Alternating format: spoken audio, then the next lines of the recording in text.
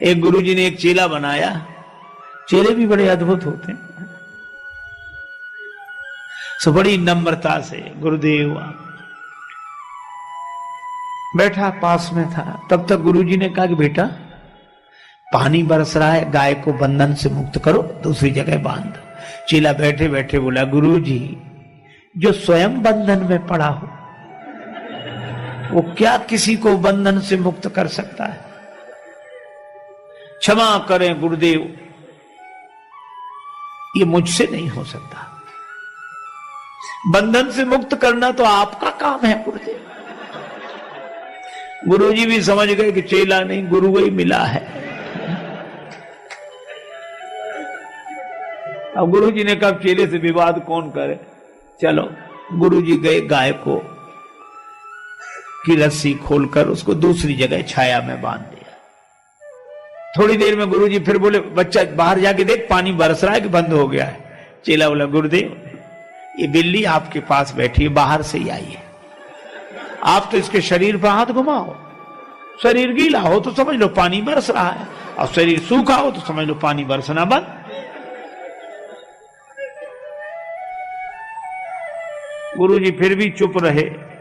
अब रात को गुरुदेव को नींद ना आए, वो दिया जल रहा था। बोले, बेटा ये दिया बुझा दे। चेला बोला, गुरुदेव अब रजाई में घुस गए, अब कौन निकले बाहर। आप तो एक काम करो, क्या रामायण की बात याद करो, मुंह दिए नैन कतों को नहीं। आप तो आंख बंद कर लो, दिया को बुझा ही समझो।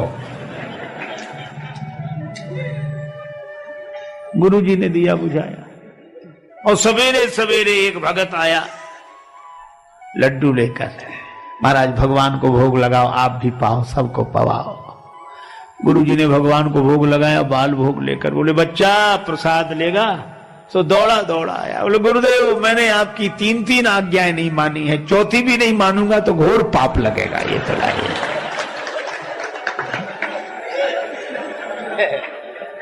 ये हाल। कोई रिक्शा दिख गया तो हम रिक्शा मांगते नहीं है, आवाज ए रिक्शा, जैसे उसका नाम रिक्शा ही हो। एक आदमी ने तो हद कर दी, रिक्शे वाले से बोला, रिक्शा? हाँ साहब। रेल स्टेशन जाओगे? बोले हाँ जाएंगे। तो बोले जाओ।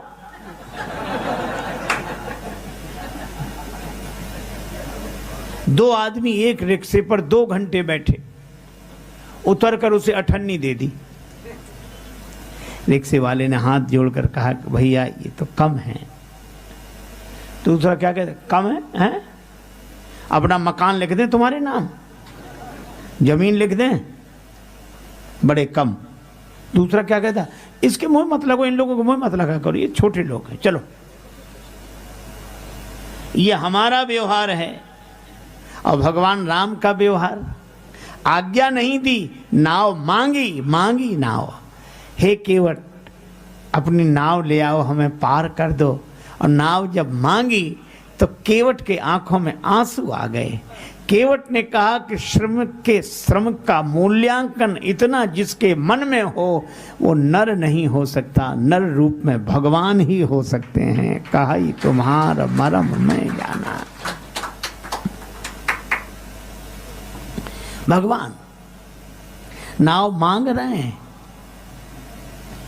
आंसू आ गए उसके। कहने लगा मैं आपका मर्म जान गया। भगवान ने नाव मांगी, केवट नहीं लाया, दूसरी तरफ ले गया। उधर नहीं, इधर ले आओ नाव। केवट बोला मैं आपके बारे में अच्छी तरह जानता हूं, नाव नहीं लाऊंगा। मैं आपके बारे में अच्छी तरह जानता हूं, आपको नाव की जरूरत है ही नहीं, यही जानता हूं। नाम अजामिल से खलकोट अपार नदी भव बूढ़त काढ़े। हे प्रभु आपका नाम तो भवसागर से पार कर देता है पापियों को।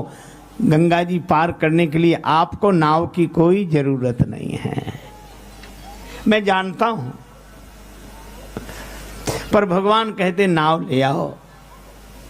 केवट ने मन ही मन कहा कि प्रभु जनकपुर वाले आपको जनकपुर में रोक नहीं सके, आप जनकपुर से अयोध्या आ गए, अयोध्या वाले नहीं रोक सके, आप श्रृंगवेरपुर में आ गए, निखादराज रोक नहीं सके, आप गंगा जी किनारे आ गए, और मैं भी अगर आपको पार कर दूं तो फिर मेरी क्या हिम्मत जो आपको रोक लूं। बड़े बड़े राजा आपको नहीं रोक सके तो भला मैं क्या रोक पाऊंगा। इसलिए मैंने निश्चय किया, ना नाव लाऊंगा ना पार करूंगा, अपने आप रुके रहोगे। एक आदमी गया बाजार, पत्नी ने कहा कि बाजार जा रहे तो कोई चीज खरीद लाना। ठीक है, पर पत्नी बोली ठग मत जाना, बाजार में ठग बैठे रहते हैं। वह ये शिक्षा लेकर घर से गया दुकानदार के पास। बरसात के दिन छाता पसंद आया, दुकानदार से कहा ये छाता कितने का दिया?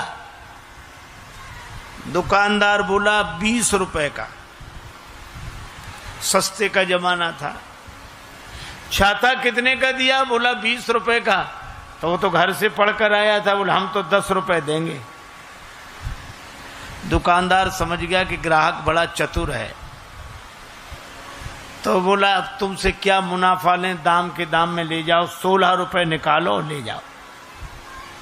16 रुपए में दोगे? हाँ। तो खरीदने वाला बोला फिर तुम 8 रुपए देंगे। दुकानदार ने समझा मजाक कर रहा है, कहा 12 रुपए में लेना है कि नहीं? ग्राहक बोला 6 रुपए देंगे। अरे भाई चलो 10 रुपए में ही ले जाओ, तो बोला 5 रुपए दूंगा। अंत में दुकानदार बोला कि 8 रुपए में लेना है, तो बोला 4 रुपए ले लो। तो दुकानदार झल्ला कर बोला कि मुफ्त क्यों नहीं ले जाते? तो बोला मुफ्त दोगे तो 2 ले जाऊंगा।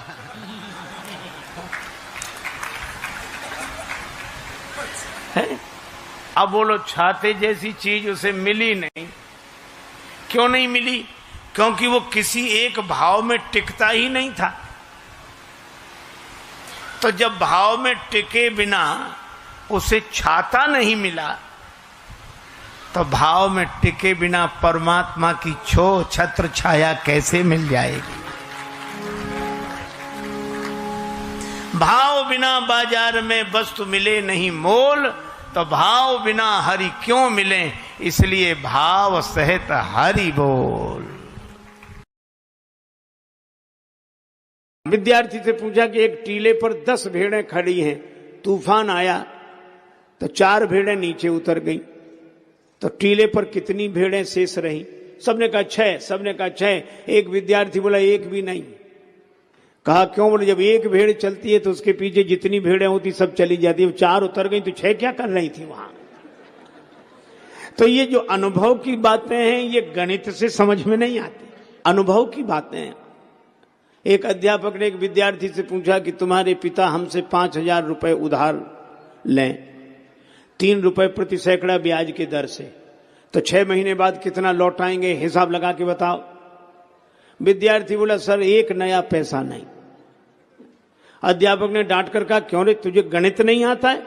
बोला हमें तो गणित आता है, हम तो हिसाब जानते हैं, पर आप हमारे बाप को नहीं जानते। उसने जिसका लिया है दिया है आज तक, जो तुम्हारा ही देगा। तो बोलो अनुभव की बात कह रहा है। सीधा गणित नहीं लगता, लेकिन उसके अनुभव की बात है। इसी तरह गुरुदेव के वचन को बुद्धि के गणित से समझने की चेष्टा न करो, बल्कि गुरुदेव के वचन को तो वेद मंत्र मानकर श्रद्धा पूर्वक पालन करो। यही गुरुदेव की महिमा है। उन्होंने कहा कि तुम चिंता मत करो, दो, मैं कह रहा हूं दो। और तो विश्वामित्र जी को राम जी लक्ष्मण जी मिले, किसकी कृपा से? गुरुदेव की कृपा से। एक आदमी गांव में गया अपने मित्र के साथ, घूमने निकला तो छोटा सा गांव, एक व्यक्ति तेल बेचता था, अकेला आदमी, और भीतर उसने कोल्हू चला रखा और बाहर बैठकर तेल बेचे। इस व्यक्ति ने देखा कि अकेला आदमी कैसे करता है, तो उसने कहा कि तुम ये बैल को हाँकते नहीं हो और कैसे बिना तुम्हारे चलाए चलता है?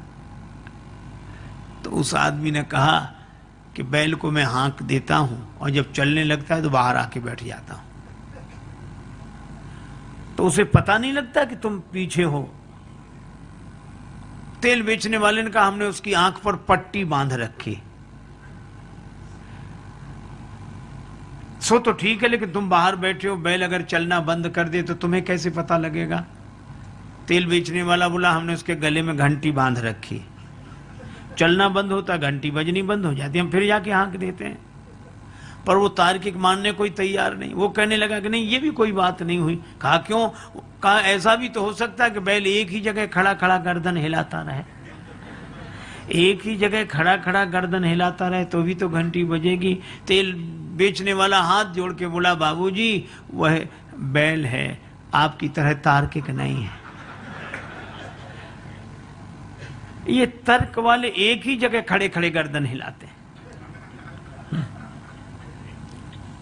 अरे भाई, भगवान की भक्ति का सुख लो, भगवान की भक्ति का आनंद लो। जनक जी जैसे ज्ञानी भी भगवान के भक्त हो गए।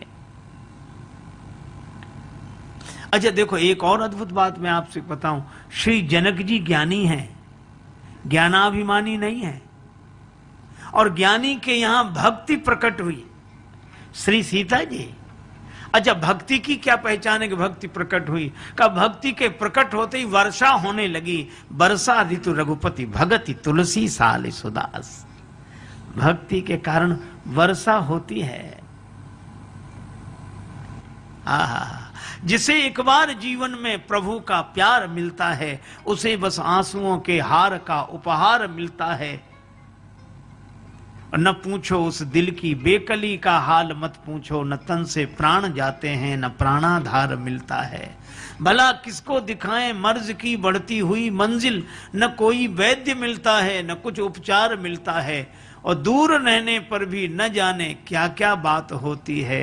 हृदय के तार से जब उस हृदय का तार मिलता है और जहां कुछ छल छलाता अश्रु जल दिखलाई देता है, उसी मानस में हमें वह सांवला सरकार मिलता है।